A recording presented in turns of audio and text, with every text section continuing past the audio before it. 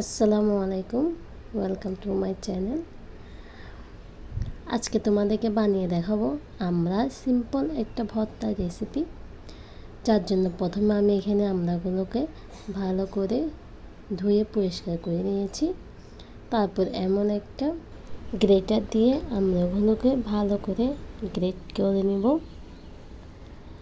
আমি ইদানিং তেমন একটা চ্যানেলে ভিডিও দিতে পারছি না, তাই কেউ মনে করবেন না মরে টরে গেছি।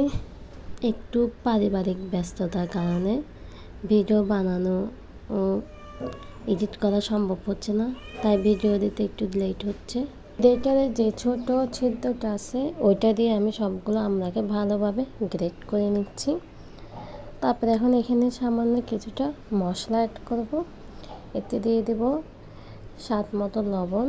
আমার আমড়াটা একটু বেশি টক ছিল, তাই এখানে লবণ আর চিনিটা আমি একটু বেশি ব্যবহার করছি। আপনাদের আমড়ার টক মিষ্টি অনুযায়ী আপনারা এভাবে ব্যবহার করতে পারেন। তারপর দিয়ে দিলাম স্বাদ মতো চিনি ও এখন দিয়ে দেব স্বাদ মতো মরিচ গুঁড়া। এগুলো দিয়ে সম্পূর্ণ আমি আমড়াগুলোকে ভালো করে হাতে কচলে কচলে মেখে নিব। আমড়ার অনেক রকম ভর্তা আছে, কিন্তু আমার কাছে এই ভর্তাটা খুবই মজা লাগে। আশা করি আপনাদের কাছেও ভালো লাগবে। এই রোদে বসে বসে আমরা এই ভর্তাটা খেতে খুবই ভালো লাগে।